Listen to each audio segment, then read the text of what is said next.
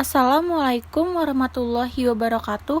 Kami mahasiswa dan mahasiswi bimbingan dan konseling kelas R8G ingin membuat video presentasi bersuara dalam mata kuliah kesehatan mental. Ada pepatah yang mengatakan, tak kenal maka tak sayang, udah kenal malah ditinggal. Perkenalkan, kami dari kelompok 1 yang beranggotakan Anissa Dia Maulani dengan NPM 2018-01-50686, Jenny Yuliani dengan NPM 2018-01-50685, Haylatus Sifa Sonia dengan NPM 2018-01-50755, Muhammad Rahmadani dengan NPM 2018-01-50713, dan Sifa Fauziah dengan NPM 2018-01-50737 yang akan mempresentasikan tentang agama dan kesehatan mental.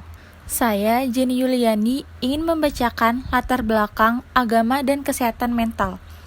Pada zaman dahulu, ketika teknologi belum dikenal oleh masyarakat umum secara luas, setiap penyakit yang diderita oleh manusia sering sekali dikait-kaitkan dengan hal-hal yang berbau spiritual dan alam gaib.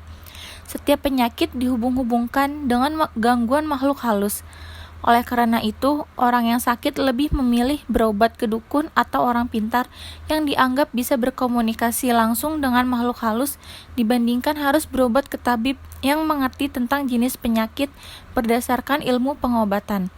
Padahal, gangguan mental yang terjadi pada manusia adalah berasal dari manusia itu sendiri, karena jauhnya dari fitrahnya yaitu agama. Semakin jauh manusia dari agama, maka dia akan lemah dan akan mengalami gangguan mental dengan ciri-ciri merasa cemas, takut, bingung, linglung, dan lain-lain. Begitu sebaliknya, semakin dekat seseorang dengan agama, maka jiwanya akan merasa tenang. Di sini saya akan menjelaskan definisi agama. Banyak definisi atau makna dari agama dari berbagai tokoh atau pengamal keagamaan. Dari sini maka akan diuraikan terlebih dahulu agama menurut bahasa dan kemudian agama menurut istilah.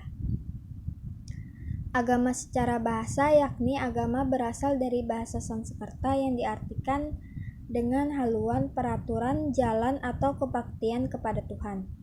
Agama itu terdiri dari dua perkataan yaitu a berarti tidak, gama berarti kacau balau atau tidak teratur. Sedangkan menurut istilah, agama adalah ajaran atau sistem yang mengatur tata keimanan, kepercayaan, kepribadatan kepada Tuhan Yang Maha Esa, serta tata kaidah-kaidah yang berhubungan dengan pergaulan manusia dengan manusia serta lingkungannya. Agama sebagai sistem-sistem simbol, keyakinan, nilai, perilaku yang terlambangkan, yang semuanya itu berpusat pada persoalan-persoalan paling maknawi.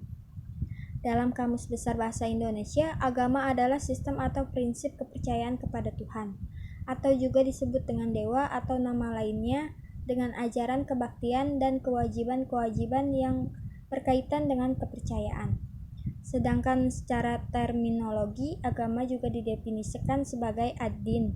Dalam bahasa Semit berarti undang-undang atau hukum. Adapun pengertian agama menurut para ahli yaitu Elizabeth K. dalam bukunya Agama dan Masyarakat berpendapat bahwa agama adalah gejala yang begitu sering terdapat di mana-mana sehingga sedikit membantu usaha-usaha kita untuk membuat abstraksi ilmiah. Lebih lanjut, ia mengatakan bahwa agama terkait dengan usaha-usaha manusia untuk mengatur dalamnya makna dari keberadaannya sendiri dan keberadaan alam semesta. Agama telah menimbulkan khayalnya yang paling luas dan juga digunakan untuk membenarkan kekejaman orang yang luar biasa terhadap orang lain.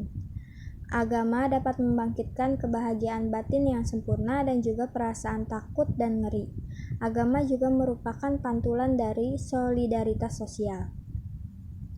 Sedangkan dalam pandangan Weber, agama merupakan suatu dorongan yang kuat dalam semangat mencari ekonomi dalam berbagai bentuk, terutama yang dikembangkan oleh Protestan. Pandangan Weber mengenai hal ini adalah penolakan terhadap tradisi atau perubahan sangat cepat dalam metode dan evaluasi terhadap kegiatan ekonomi.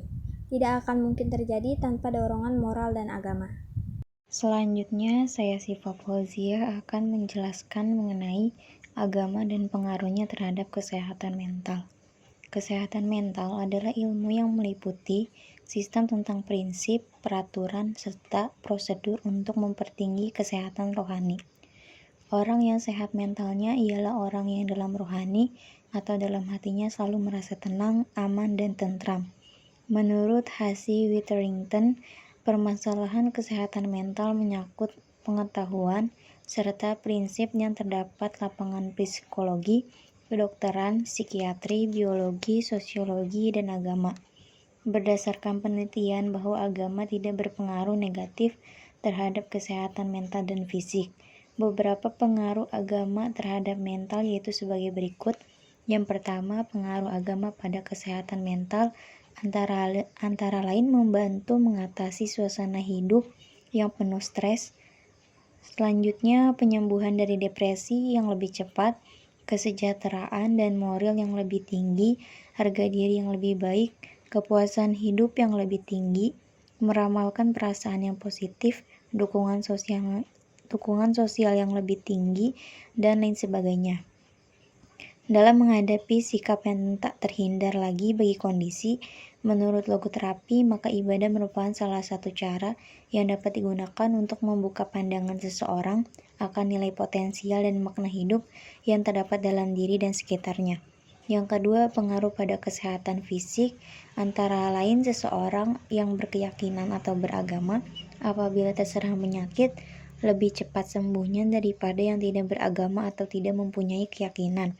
Yang kedua, doa penyembuhan terbukti menimbulkan tanggapan positif dari kalangan masyarakat luas dan memang terbukti bisa menyembuhkan. Thomas F. Odia menjelaskan bahwa ajaran agama mengandung pembinaan mental, yaitu agama memberikan bimbingan dalam hidup, agama menolong dalam menghadapi kesukaran, dan agama dapat menenteramkan batin. Secara tidak langsung, peran agama sebagai terapi jiwa yang mengalami kegelisahan dalam menentukan tujuan, putusan dalam menghadapi problematika hidup. Selanjutnya saya, Muhammad Rahmadani, ingin menjelaskan tentang hubungan antara manusia dan agama. Agama merupakan hal yang tidak dapat dipisahkan dari kehidupan manusia. Hubungan manusia dengan agama tampaknya merupakan hubungan yang bersifat kodrati. Agama itu sendiri menyatu dengan fitrah penciptaan manusia, terwujud dalam bentuk ketundukan, kerinduan ibadah, serta sifat-sifat luhur.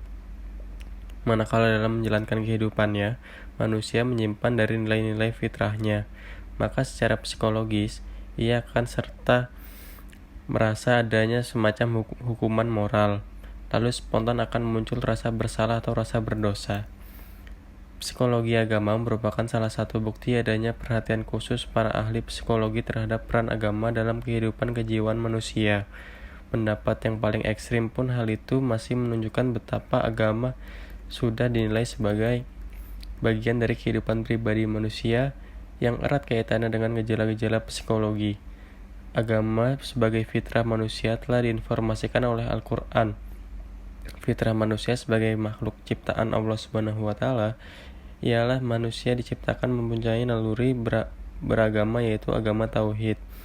Kalau ada manusia tidak beragama tauhid, maka tidak wajar. Mereka tidak beragama tauhid itu hanya karena pengaruh lingkungan, seperti yang ada dalam Quran surah Ar-Rum ayat 30-31.